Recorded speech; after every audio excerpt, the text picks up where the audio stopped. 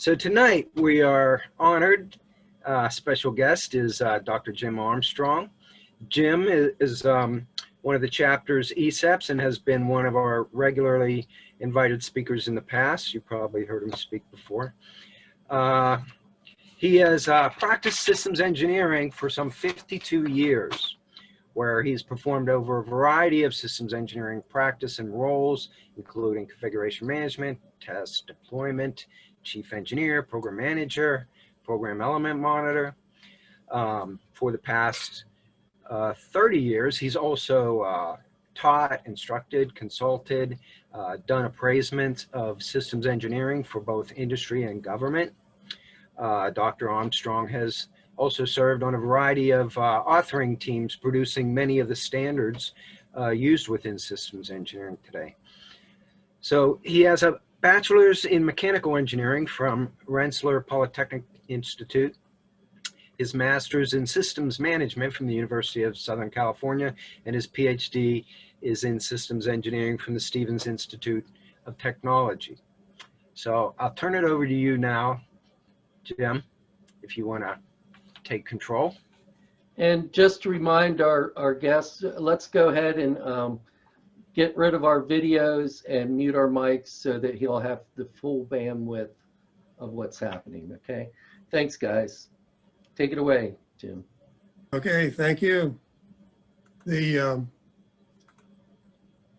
guess before I drop the video, you'll notice I've got my little background set up with a bunch of elephants because this was supposed to be the paper that was my excuse for getting a trip to South Africa.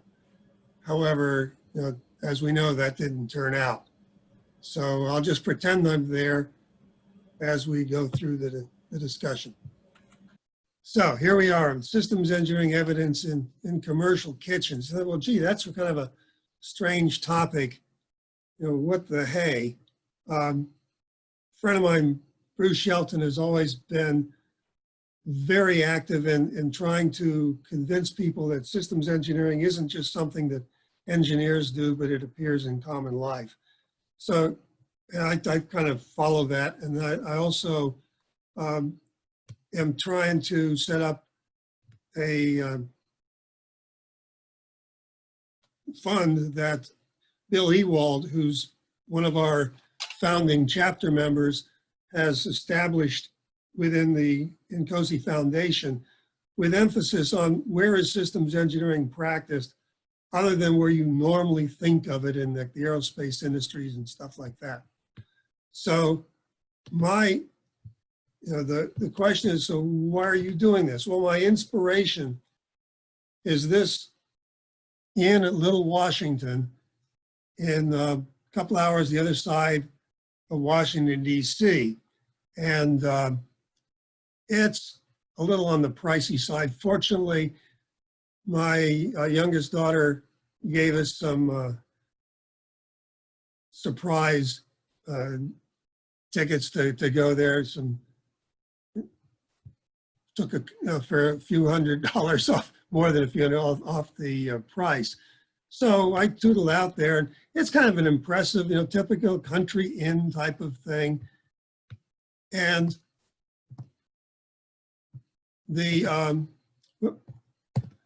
here's kind of the menu you'll see at the place. There's all kinds of fancy names, like the carpaccio of herb-encrusted Elysian Fields baby lamb loin with Caesar salad ice cream. You go through, and yeah, it had just, when we got there, received its 3rd Michelin star.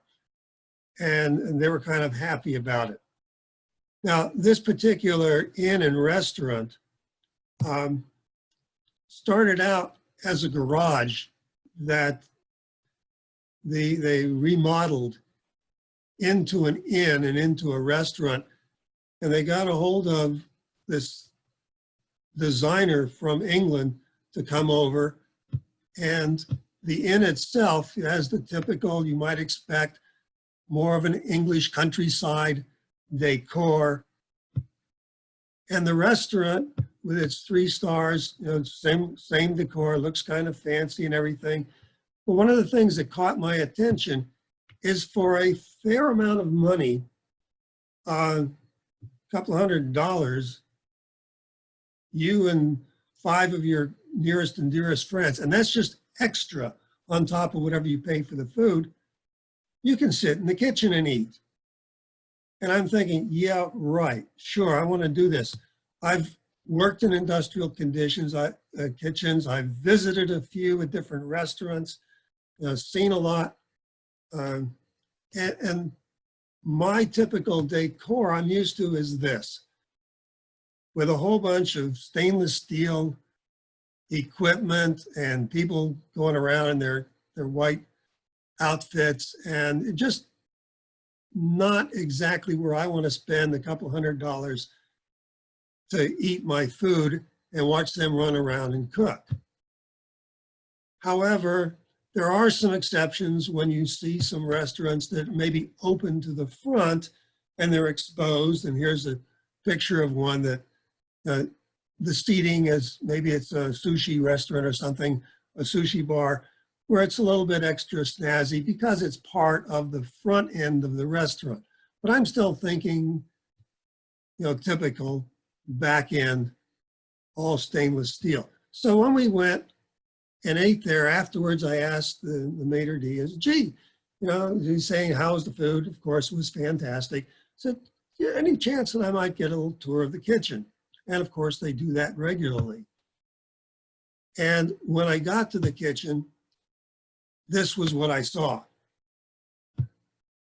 And it's definitely not what I expected. So you can see the two facing each other stoves. One of them is set up for the main course. The other is for the entrees. There's separate spaces. This is kind of typical in kitchen to have different spaces, but so well set up. You notice there's a big window in the back on the north side of the building that gives you light to the kitchen. And where you would pay the money to sit is over on the left. You can see the fireplace and the table, and just outside the picture, to the left of the fireplace, there's a second table. And I said, wow, this is significantly different. Somebody has done a whole lot of thinking about this, not only in the appearance, but in the way it's laid out, the way the stoves are set up, the way the functionality has been allocated into an architecture. And of course, there's what's not in this picture is another space where salads are put together, where desserts are put together. And the whole thing just started making me think of the kinds of thinking that we tend to do in systems engineering. And I'm sure they wouldn't call it that, but it just seemed to be obviously there. So I started asking myself the question, well, what kind of systems engineering thinking is involved when you start getting into commercial kitchens? For instance, on concepts, you've got to make a decision. In this case, fast dining. Like McDonald's and Burger King and whatnot, it's fast food. Are you dining in or is it you offering takeout? What kind of cuisine? Is it a Chinese restaurant, an American restaurant? Also, which meals? Some focus on breakfast or breakfast and lunch. Some, later in the evening only. Who are your customers? Are they local? In this case, he doesn't have a lot of local customers, so he's got to entice people to take a couple-hour drive, maybe spend the weekend, away from the major metropolitan centers, and you can go through what are the various concepts, and you can probably think of various restaurants that you've experienced, and what is their entire objective if you're going to do that kind, or if you're going to invent a new type of restaurant that was going to be the next pièce de résistance and make you millions, what would be your system concept? And you have to start with that. And then there's the functions. Not only do you obviously have to cook, and that can be broken down into sub-functions, but you have to be able to store everything. You have to be able to provide, getting out of storage into the cooking area. You have to have a maintenance concept on how you're going to clean things up, where they're going to do, where do repairs happen. You have to be able to interface with and serve the food to people, whether that's like in one of those automats where you put it in a box and somebody, you know, hits the right buttons and opens the door on the other side, or you have waiting staff. And what's the interface between those? How does that behavior work functionally? And then to overall, you know, we tend to forget about systems that they have to be managed. And that's part of the overall scheme.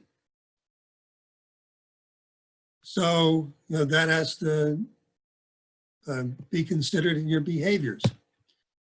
What are the requirements? Well, we start with what's your cuisine, what kind of quality you're aiming for. Are you trying to get your Michelin 3rd star, or you just want to, you know, sell a bunch of hamburgers cheap and make money off that?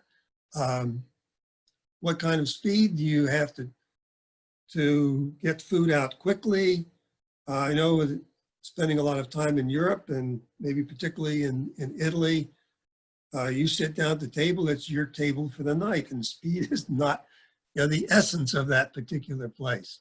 Other places, it's, you know, how fast can you get in and out, and people tend to start looking at, well, I asked for the receipt and it didn't come in 2 minutes, so I can pay and get out, so I'm going to make a smaller tip. So you need to be aware of, you know, those kinds of requirements. Of course, there's always the safety requirements, the various local laws. You have to talk about your human interface, both with your customers. You have to be able to handle handicapped customers. What about the human interface with your staff, with your chefs? And then there's all kinds of external interfaces. And not, you know, how the food comes, where it comes from, where it goes to, and the power interface, the interfaces with the organizational management type interfaces with local approval authorities and those kinds of things, et cetera. We keep on going with all kinds of different requirements. And then we take a look at architecture. And, you know, we tend to think, well, kitchens are kitchens. But I went on the web and I found that one site talked about an island architecture where things happen around the center island, or there's a zone architecture where things happen in different areas and each one is self-sufficient, or there's an assembly line where things go across. And my daughter, who is an architect and designs schools, also has to go through these kinds of questions as far as the, you know, what a school design is going to have in its kitchen and which alternative architecture works for this particular environment. There's a lot of modeling that goes on. A lot of it's visual type modeling, but Ray Kroc, in both the book and in the movie, you see Ray mapping out a sample restaurant. I think he did it with marking lines on a parking lot. And then he would go around and try to model and practice which arrangements would work to get the speed of the food from the order to delivery the fastest, so he could crank through the hamburgers, and actually did a simulation. There's a student concept that I found on the web of taking something that'd be a sandwich restaurant and trying to re-look at how it's laid out. Instead of having your places for the sandwich development being all against the wall, and the eating area being out away from it. Instead, the eating area would be surrounded by customer services.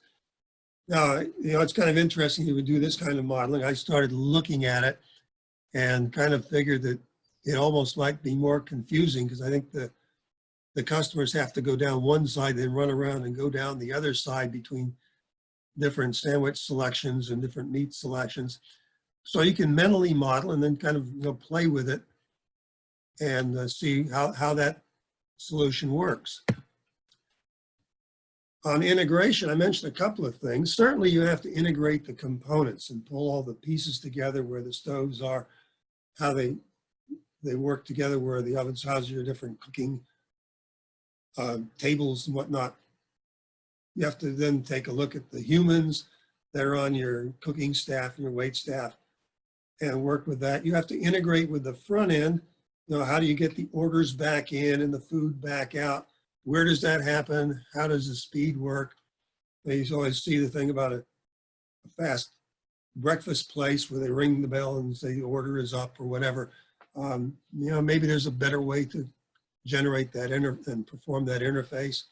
You have to interface with the business aspects of the restaurant also. If I'm going to be on the business side offering specials on something or giving out coupons for a particular menu night, certainly the back end is going to have to integrate what they order and what they're prepared to cook to make sure it works. The integration of the facility with the facility, I find that that's one of the things in this particular situation where we had the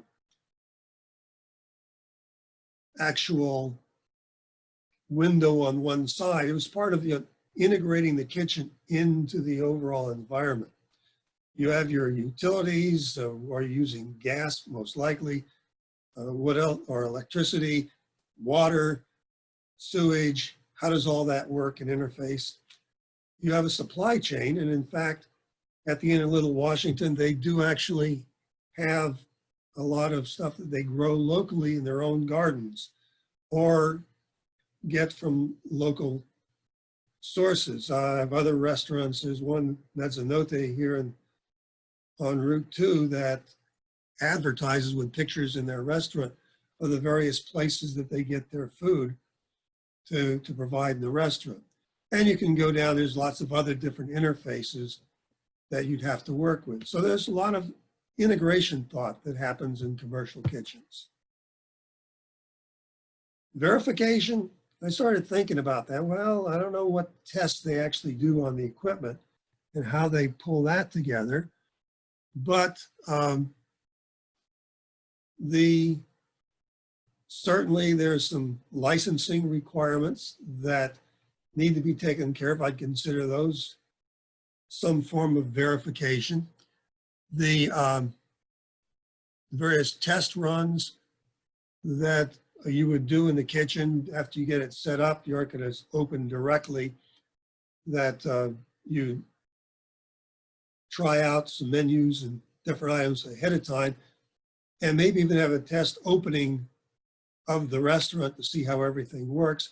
And certainly one of the bottom lines as far as verification shows is when you get your Michelin 3rd star, that certainly is passing a test and a really good verification that you're doing the right things. Validation, you can use surveys or trial openings in the beginning to find out, get feedback on what you're doing. You can also have different questionnaires and so forth as you go along in business. And certainly in everyday in operations, you can be asking people, do you like your meal? What's this? And get that kind of a validation return on a real-time basis. Certainly the biggest validation in the restaurant business is if people come in and your business volume is up, that's the ultimate. So I put these together and said, this is really a lot of the same kind of aspects that we go through. And I started asking questions of myself, what else can you do besides the Inn at Little Washington? What are the differences? And I started comparing, like, to fast foods. Well, the way they address things versus McDonald's or Burger King is a whole different solution set at the end and a whole lot of different requirements, interfaces, and the whole process changes. What about cafeterias? Oh, well, that's kind of similar to fast food, kind of, but it has its own aspects. What about hotels? Because we're at a symposium or we're at the workshop, or if you're just staying at a hotel somewhere, pleasure or business, well, they have another set of aspects they're thinking about. As I mentioned, my daughter does school kitchens, and they have some things that are different there that affect the way they perform their equivalent to systems engineering. Then I said, well, what about things that move around? How about food trucks? Oh, but they've got a different set of requirements and have to do some different integrations. And then went back to some of my sailing fun and said, what about boats? Oh, nice set of requirements there. And I said, oh, by the way, before I leave, as long as we're moving around, we all pretty much have some familiarity with airplane galleys. So if we take a look at some of these and what we can learn from them or what they may have to be against. Fast food, there's a whole changes in sequence, functionality. For instance, at a restaurant, you go in, you order your food, they cook it, you eat it, then you pay, then you leave. But if you go to your typical fast food place, now you walk in, you order, and then you pay. Then they cook, then you pick it up, then you eat and leave, or maybe you leave and then eat. So, the whole where this fits in the sequence is a little different. Now, the other thing is, just reminding me as long as I was doing this, I thought, well, gee, that's a fast food concept. But I know traveling between here and back up to Stevens from time to time, on the turnpike, the Burger King, they cook it and put it out almost cafeteria style, a rack with the various burgers and whatnot. They put it out, you pick it up, then you go pay, then you eat. However, the kitchen staff now has additional functionality they must perform. They've got to make sure the supply is kept up. It's not like, we'll talk about in a moment, cafeterias where it's all kind of set out there and you get the pot filled to start with. And there's some monitoring, but here it's very active. So if you get there and you want a junior Whopper and they don't have them, now they have to be able to respond to the orders and go back to the, okay, it's an order, and they'll cook it and you can have it, but you still got to go to the end and pay before you can go eat. So just taking a look at the different functional sequences in this aspect, and this is one restaurant gave me, this type of restaurant gave me a clue on that. You could probably translate this into various other types of restaurant options. And certainly COVID has kind of forced us into some things in most restaurants for pickup service that have kind of changed the sequence of how they work. And a lot of places are, call in and order ahead and pick up that weren't used to doing that kind of functional sequence. Another thing is restaurants, we talk about, I should have put the MDD abbreviation at the top first, but in this case, instead of model-driven design, this is menu-driven design. If you think about it, there's a lot of things that go into kitchens in the commercial world that start with the menu. For instance, you're going to be a pizza parlor, you need some form of a pizza oven. It can be like this one with your flame burning inside, or it can be an actual electric oven like a lot of places have, but somehow you have to have a special oven that's designed for pizza. Octopus is interesting. We were on a trip in Greece a year ago, and they noted that one of the pieces of equipment in the restaurant was washing machines, because that's a very handy method. And you see the octopus here being tossed in. And I took this clip out of a video where somebody has just tossed the thing and they run a cycle and it gets beaten around, and that's the way they tenderize the octopus before they cook it. And I found places other than Greece that use similar techniques. Now somebody else might develop a very nice, expensive means of doing this with a specialized machine, and you can get those through the services also.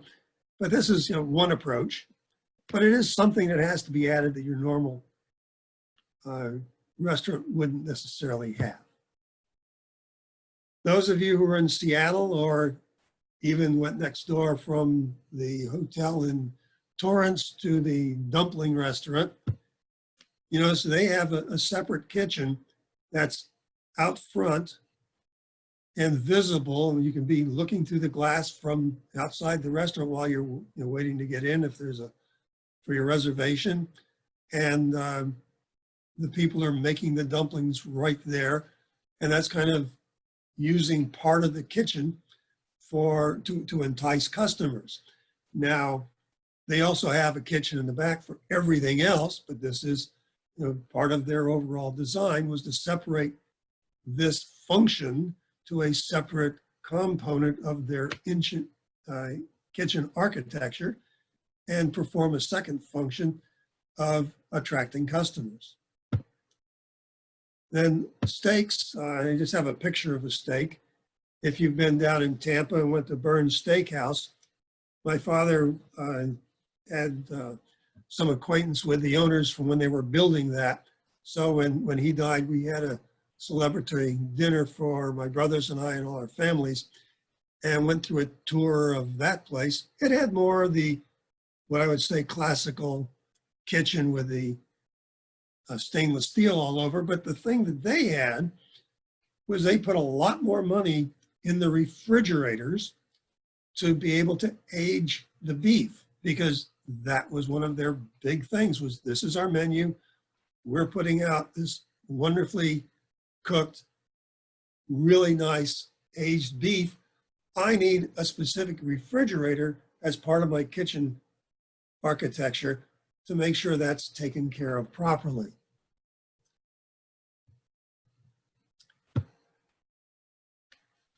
There are some other things. The sandwich shop has an allocation variation. In other words, rather than they cook the meal, you order it, they cook it, you give it back, you get more involved.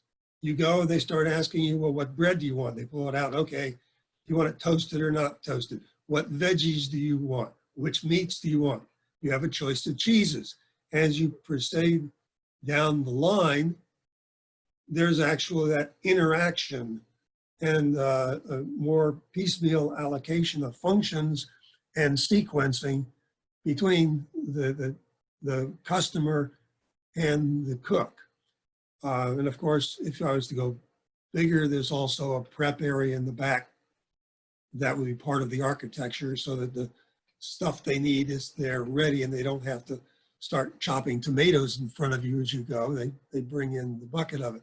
So there's a whole different part of the functionality and allocations that's created a different environment and a different solution. Kind of related is the cafeteria. Now, the thing about a cafeteria is its timeline as opposed to a fast food restaurant. Or I mentioned Burger King in the Turnpike. They put the food out, but it doesn't stay there, they hope, very long. They just put out enough to get through the lunch rush or to fill up an instantaneous area. They don't want something sitting around for a long time. Cafeterias, though, they'll cook the food, fill it up, and the time between preparation and when you actually get them to serve it to you is going to be longer. So that's going to affect the menu. That's going to affect the actual place where the food is held on the line. It's going to affect, because of the menu, the kinds of stuff they're going to cook and the kinds of kitchen they're going to need to support that. So we take the menu impacts and the kitchen components, and those are now driven by the whole business mode and the timeline of the activities in the cafeteria. I mentioned school cafeterias, and I found that kind of interesting for a few reasons. One is I've looked at and gotten from my daughter, and then also looked up online some other examples of the requirements that are provided to the architects. And they're much more specific. They're not functional specifications. They define, I want this size of potato peeler, massive machine, or I want these kinds of stoves. I need this many square feet of table. I have to have this kind of a batter mixer bowl. And it just goes on and on and on with pages of these are the things this cafeteria shall have. So some of the original decisions that you might start looking at in other designs, where the requirements tell you this is what I want to do, have been obviated. And this is a little bit different than what you might do if you were an architect on something like Unit Little Washington that ended up, coming up with their own one-of-a-kind set of dual stoves or other aspects that the architect and designer were able to come up with, and back and forth. Now, while that's true that the requirements are more specific, still the layout is there going, if you remember back to my architecture charts with the different types, and there is a fair amount of what I would call early validation. My daughter spends a fair amount of time on the rest of the school with the faculty and the various people representing, like the PTA or somebody might get involved, have through the school board and get feedback, but she also gets involved with the kitchen staff. And in one case, they were taking a look at a design that had more of a flow on one side and the storage on the other. And in talking with the kitchen staff, the staff was very interested in more of a center island that was closer to all the various places they would have to go, from the island to the stoves, from the island to the storage area, to the refrigerators, to other aspects of the devices. So by doing that validation, it helped them drive the architecture to implement the requirements that were given by the school board in the county. Taking a look at hotels, certainly the size of the hotel would make a big difference. If you've got a B&B, that's one thing. If you've got a hotel with hundreds or thousands of guests, that's a different area. What type of clientele do you have? If you have, I have a picture here of a large banquet room, kind of reminiscence of some of our symposium banquets or other types of places we have gone for banquets. Or are you just doing something like some of the travel hotels, Springfield Suites or whatever, and that you only do breakfast? Some of the courtyards I've been only did breakfast, and then off and on they would do lunch. They started having like a little light dinner type capability, and the variation tends to move around, and that's going to drive what you're going to do. So somewhere between breakfast only and full banquet support is going to drive the design of the kitchen.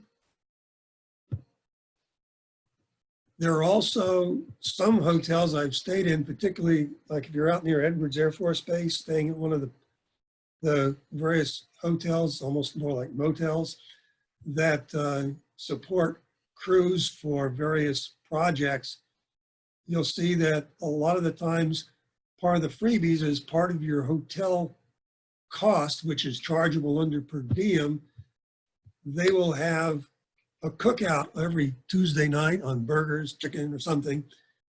And then that becomes part of your overall cooking approach, is to have your outside grill available, to be able to support that kind of clientele. I mentioned food trucks. It was my first thought about going mobile. The thing that I hit on was I looked up, well, what's out there on the web if I was going to start that type of a business.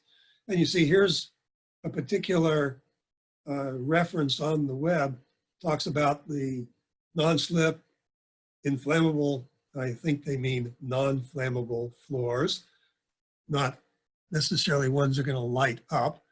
Make sure you have the right type of ventilation going on. Make sure you have enough space to move around and you're not clogged in. And remember that the people are going to be carrying hot pots and pans and stuff.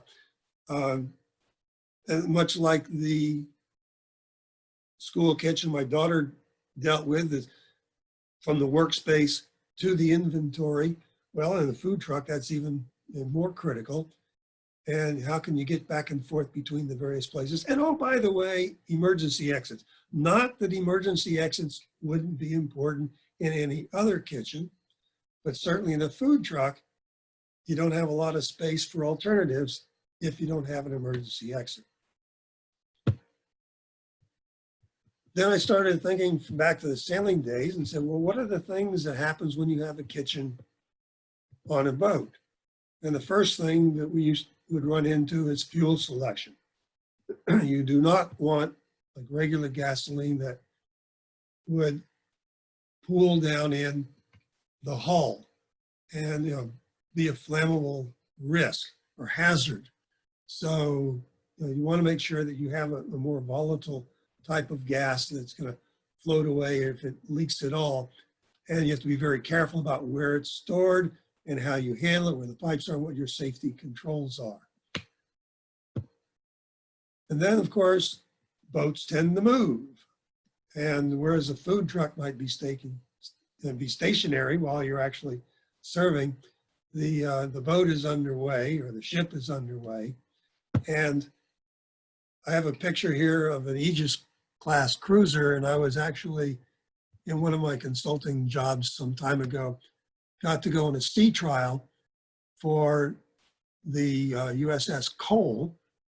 And one thing that kind of caught my attention was they did the maximum turn test.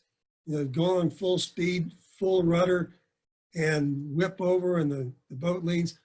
That was scheduled during lunch. And at first I thought, boy, this is strange. And I started thinking about it. I said, no, it's not strange. It's really very intelligent, because you don't take time out for lunch or dinner when you're in combat. So you have to find out, amongst other things, well, what happens to various parts of the ship when the motion goes extreme, and what better time to make sure that your kitchen and dining would work is to do right in the middle of lunch, heel it over about as far as you can go.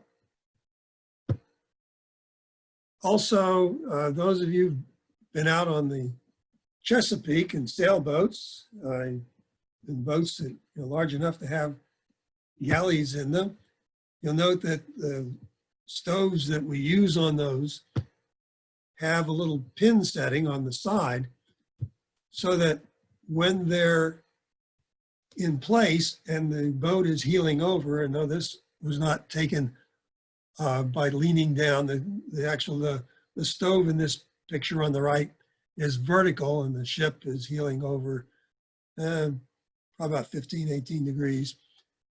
And if you have something cooking on it, you don't want it spilling and sliding over. Now, the fore and aft pitch, you guess you can hopefully you can live with. If it gets too rough for that, you may have to stop cooking. But if you're just sailing along, you'd like to be able to do some cooking while underway. Another thing about at sea, in submarines, space is an issue.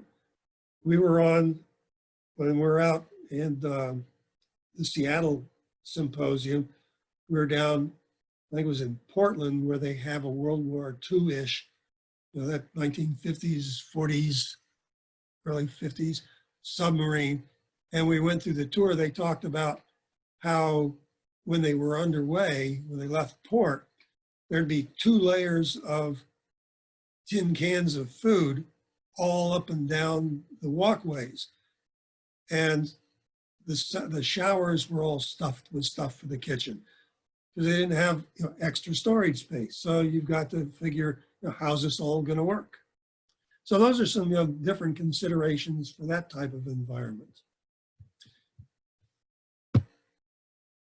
And then we're, like I said, we're kind of familiar with the airplane galleys and squeezing everything in and making sure things work. This is a little more spacious than some of the ones you get on a smaller airplane, but definitely here space becomes an issue, as well as certainly safety. And you don't want stuff rolling out of there down the aisle if things happen, and you don't want stuff to create issues if you do have some type of a hazardous event. So one of my favorite topics, of course, is integration. And we've looked a lot of the internals aspects, and I've mentioned some externals. The picture on the right, those of you who've been there would certainly recognize the Denver International Airport. And when they built it at first, the United Employee Kitchen was set up, and its exhaust was upwind from the terminal air intake in that concourse. And you ended up with a lot of, around lunchtime, if they were cooking burgers or something, you get a lot of grill odors going very dominantly throughout the terminal, or through at least that part of the terminal. So, you know, there's always some unexpected things that happen, and you need to think about some other types of external integrations as well as just pulling the things together internal. And that's kind of supports my overall talking point on integration in general. We tend to think about the internal and sometimes forget the external impacts. And what about the local environment and things that, you know, in this case, the kitchen didn't play with the terminal itself. You were just, here's a kitchen, here's some space, here's the people you serve, and forgot all about the fact that, yes, there's the rest of the airport that might be impacted. So that brings us to, so what? You know, I found it very interesting. That triggered my mind that, gee, this one particular in at Little Washington kind of triggered thought of how stuff works in the way of systems engineering and coming up with kitchens, and started thinking about, well, what about other types of commercial kitchens? And I found that, yeah, I really believe there is a lot of what we would normally call systems engineering or systems thinking that plays in these various areas. So I conclude that, you know, even the commercial kitchens have the same types of considerations that you have in any other systems engineering arena. And we can learn from other disciplines and products. I don't know if I'm learning a whole lot from kitchens, but I know some other things that you might.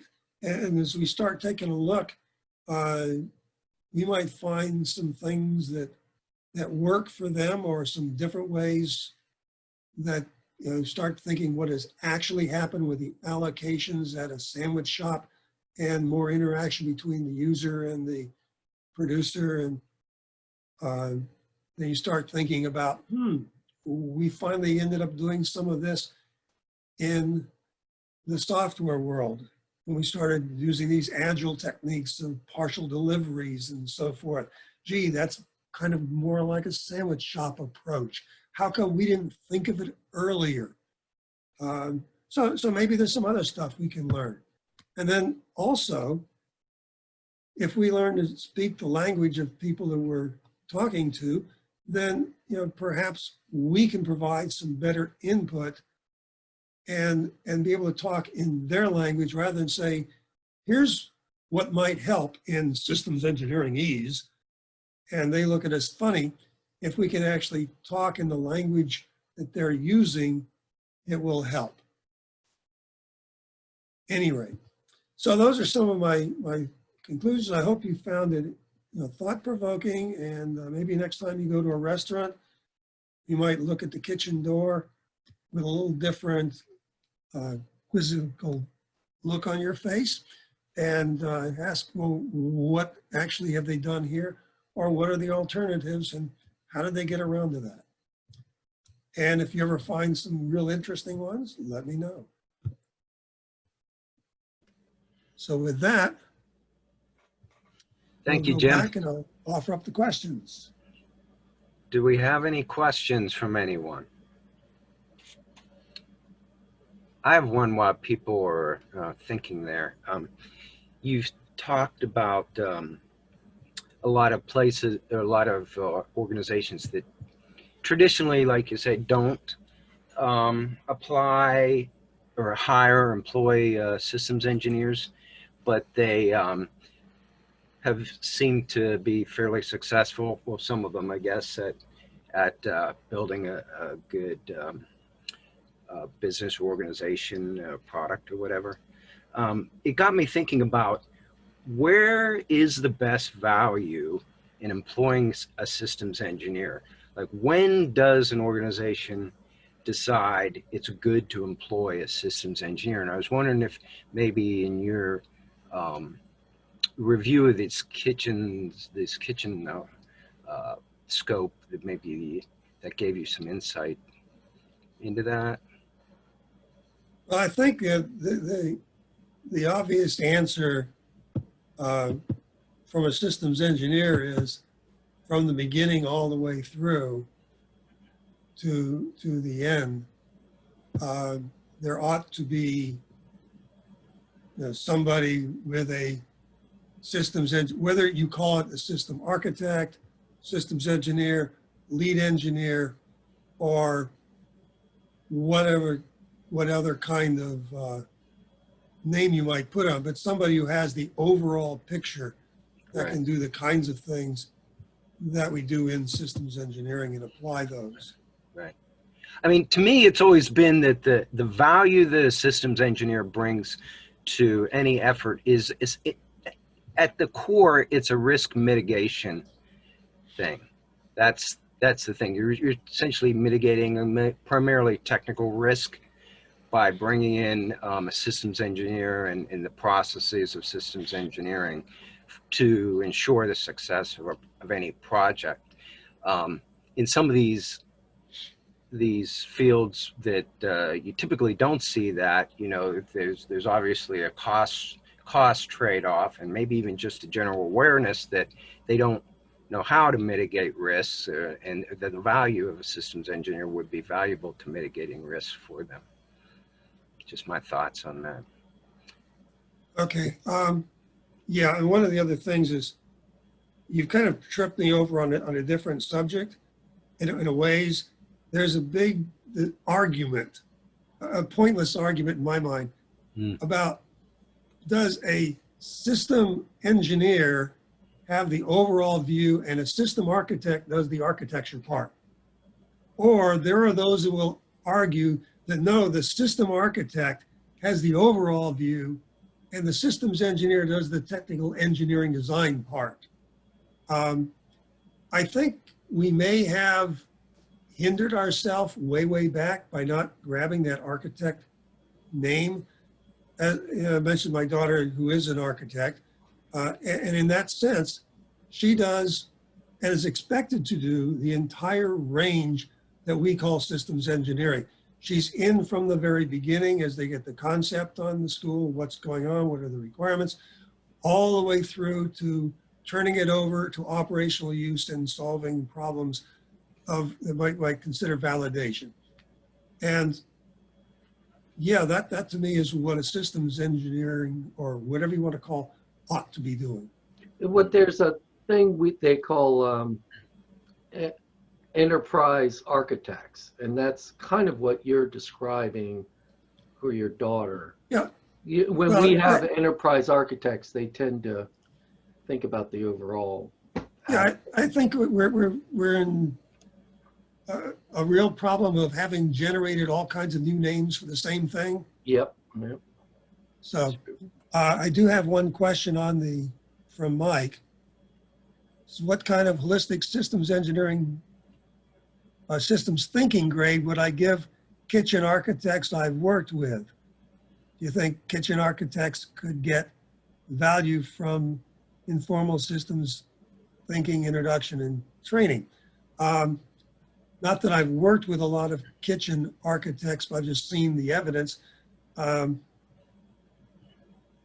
Certainly the folks out at Little Washington, I would give them an A+. Because I look at the functionality, the requirements, thinking outside of the typical commercial kitchen box and coming up with a very unique solution that frankly wouldn't work everywhere because it's expensive and you've got to be able to bring in the kind of people that would pay that amount of money.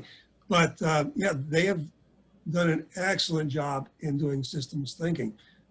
I've seen some others, but I haven't actually been involved in the kitchen.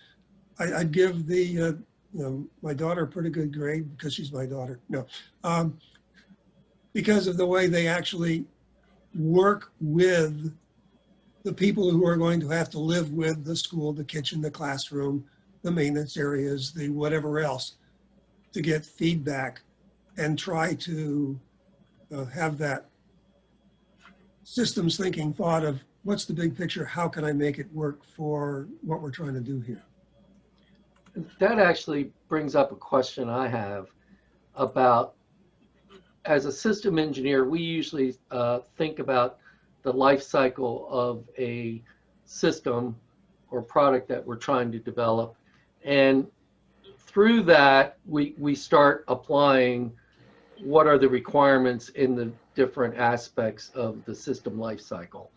And therefore, that's why we worry about things like maintenance and disposal and other things. Do you find that, I guess they're not really thinking of the life cycle because they may not be thinking about decommissioning the restaurant eventually, but are more worried about the actual operation?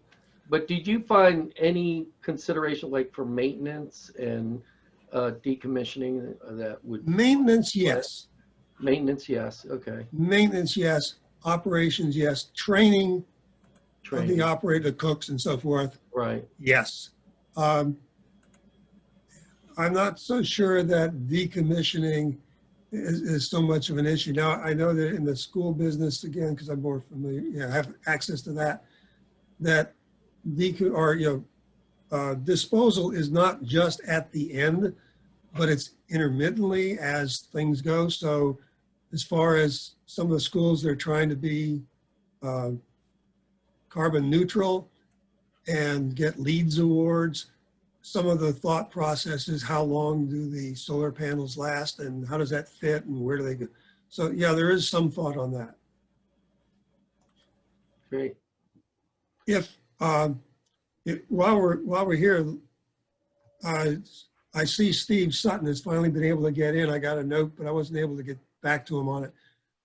He called to find out how to get in. Steve, if you're there, could you unmute for a second? And one of the other areas, Steve has been working with his synagogue and providing some systems part there. And that's another example of a systems engineering influence. So Steve, could you comment on that?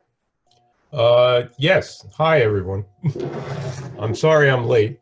No problem, Steve. You can go ahead and get your video. I can blame Eventbrite for that. There are two things about helping my synagogue. One is we were going through trying to go through a merger process with another synagogue, and we had to sit down and figure out, what we wanted. I guess I can start my video here so you can see me. There I am.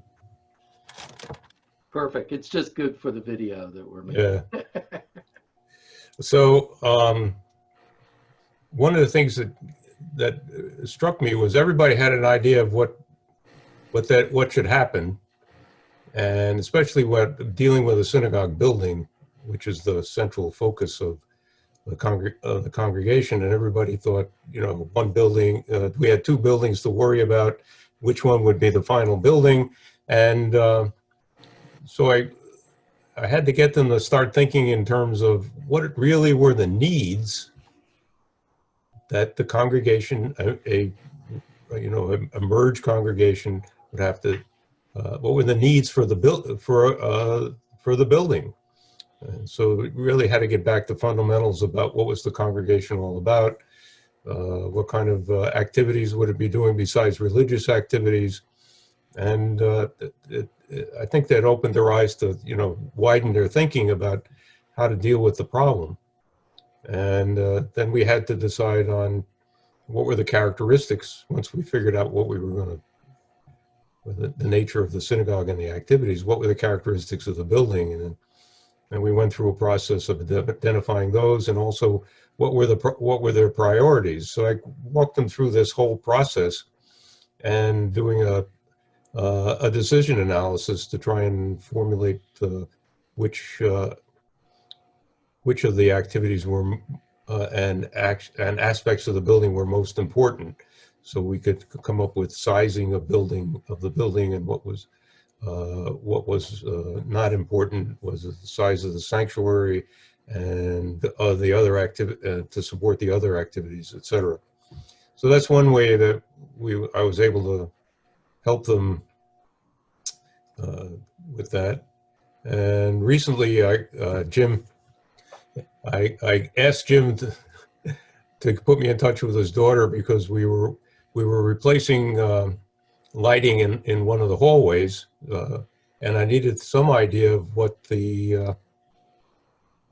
what was the standard lighting for a school, and in this case it was the school part of the building, school hallways. And so she was very nice to give me a nice table I could use, and then based on what we knew about the hallway itself, I could figure out, we were gonna, for what has been proposed to us by the couple of different electrical contractors, that we would be getting pretty much twice as much light than we have now. So that was good.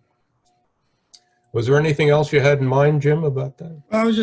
I'd commented at the end of the thing that, we can help in areas that are not typically systems engineering area. And it came to mind, I didn't know if you were on yet, but also that you probably couldn't go in there and quote 15288 to them and be of any help. You've got to, you have to talk to them in language they understand, and not try to, pontificate systems engineering.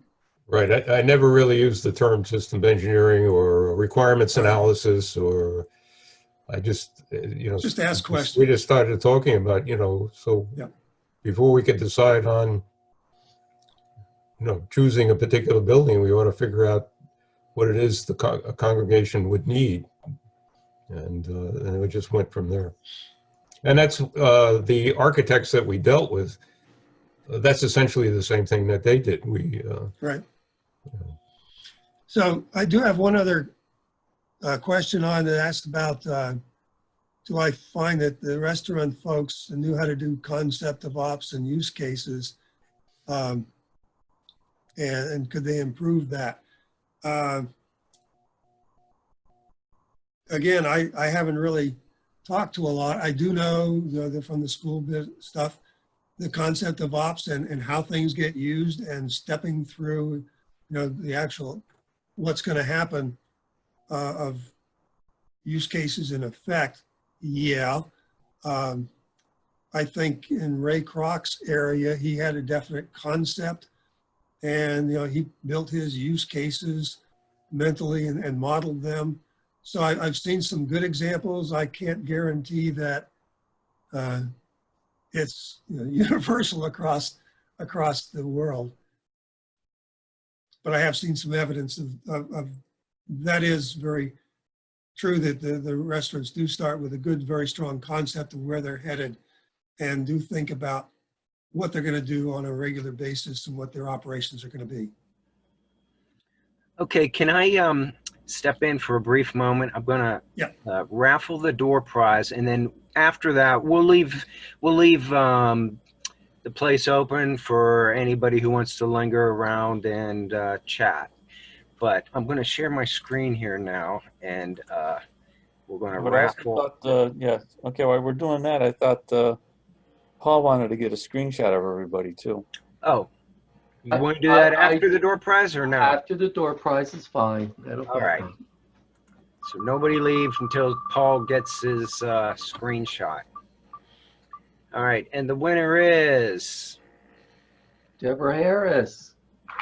Deborah Yay. Yay! Deborah. I'll be sure to contact you, and I'll use the email that you registered with to contact you. And Deborah, if you could write us a book report, we'd appreciate that. Okay. Now I'm going to go ahead and put my screen on gallery view. I have got a lot of you. Mike, I don't know what you have there for your picture. It looks great though. Mike Pafford. I'm talking about Mike Pafford. Okay, the rest of you, Colin, that's great. Jim's monitor's not coming in. Deborah, if you can come on, perfect. In fact, I'm going to sign off Jim's monitor so it doesn't get in the way. Yeah, there you go. Dave, you look great. You guys are all doing great. All right, let me hope this works. Now, just everybody look up and smile, and let's see if that worked. We try again. All right, I'm going to go to my, just hold on. Don't go anywhere. New slide, paste. Yes. All right, good. Thank you so much. All right, and another thing too, Dave Fadley, you said you couldn't unmute or something earlier. Did you have a statement to make or a question or something that was going on there before we started? Yeah, you should be able to unmute. Oh, you are unmuted, Dave. Go ahead. Yeah, well, no, in the beginning, remember when you're doing your talk in the first 15 minutes before it started, you said any questions. Well, it wouldn't allow us to unmute. It said the host had locked out. Oh, that is possible. Yeah. That is possible. Yeah.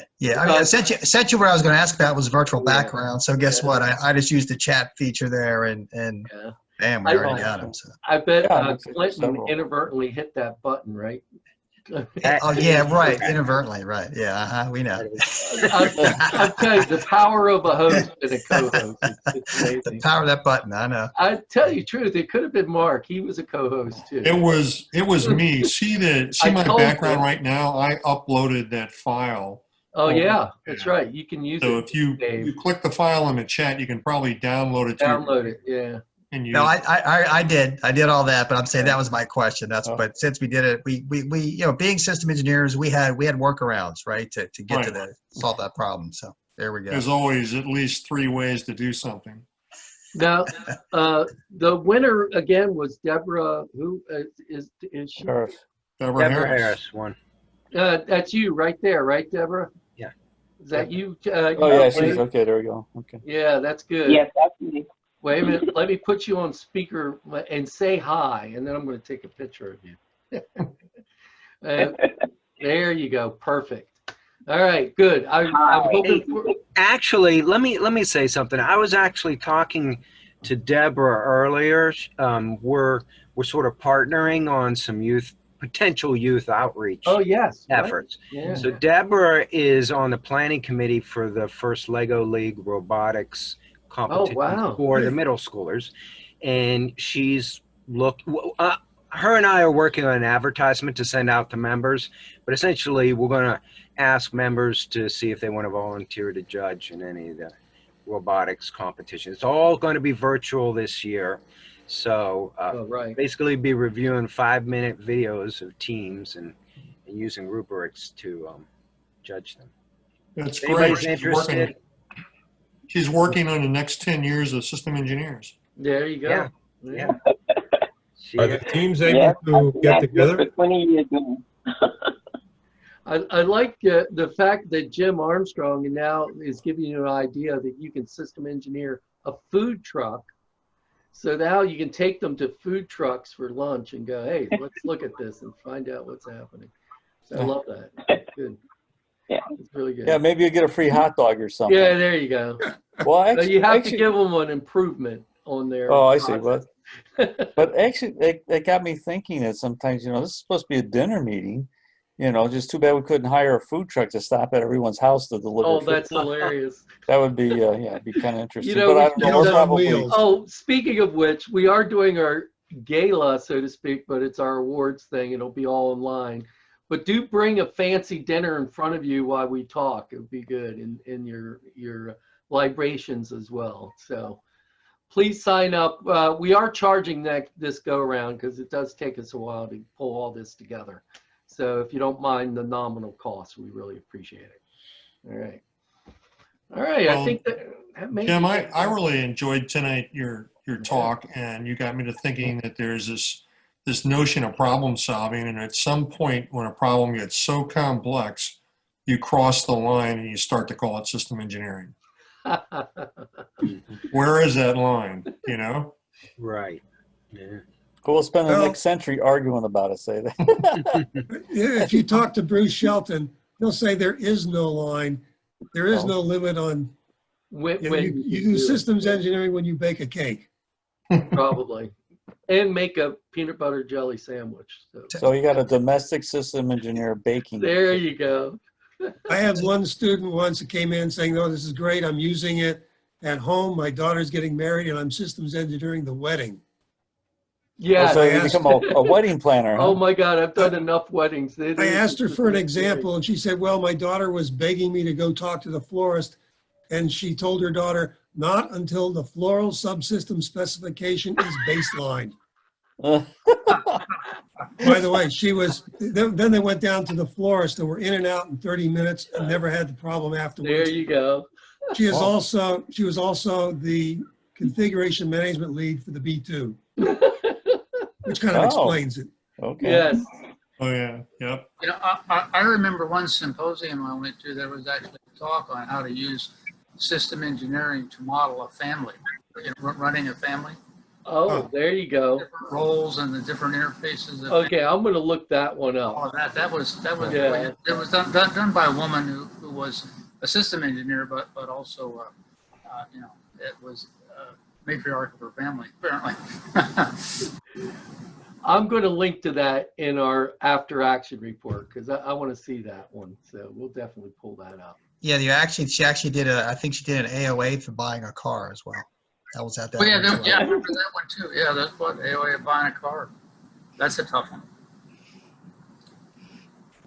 one.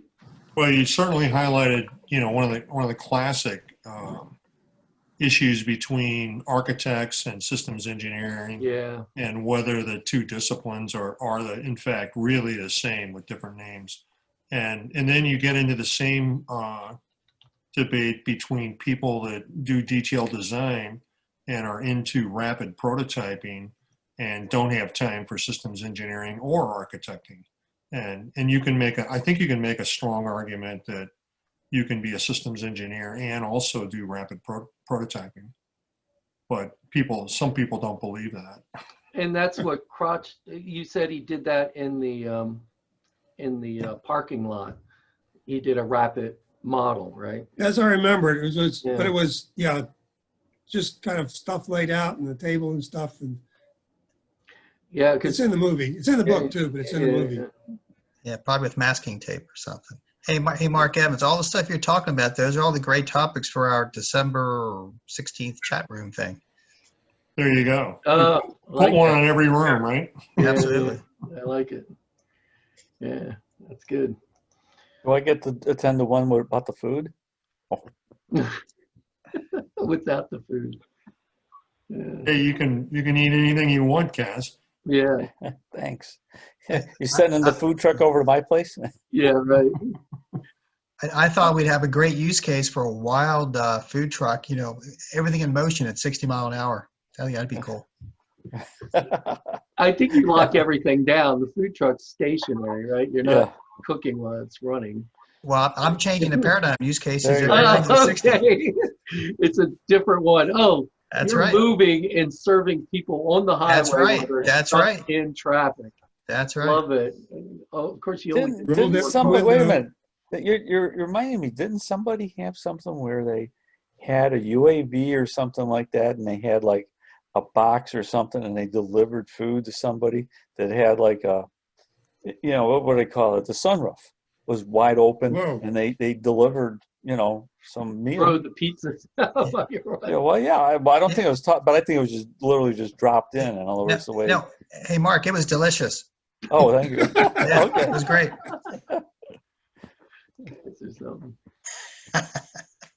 All right, we're going to officially, I guess, unless you have any more to say, Clinton, we can go ahead and officially Gary shut it sent down. us a link. Okay. But we can go ahead and oh, kitchen layout. I like that, Gary. Can I put that in?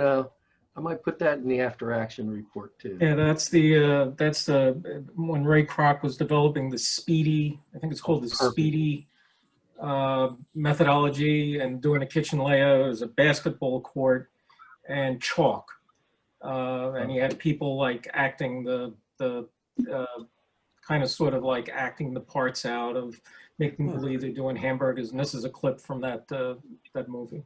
I'm definitely going to put that in our after action report. So that's good. Yeah, because as soon as I go to click on it, no sound starts coming up, so I don't want to do that. Oh, yeah, that's Yeah. whoops. Mm-hmm. There is a way for you to share the video and thing, but it's probably a little bit longer than we want it to be here.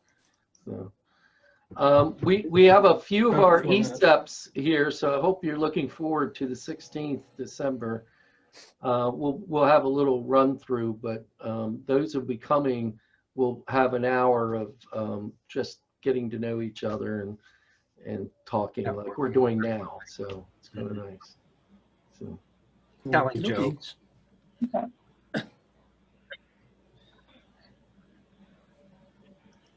All right. Well, I guess I'm gonna take off now. All right. Okay. All right, Clinton. Unless anybody wants to stick around, I'm going to close the room down. All right. All righty. Okay. Okay, Good night, Thanks all. again, Jim. All right. Thanks, Jim. Thanks, guys. Good talk.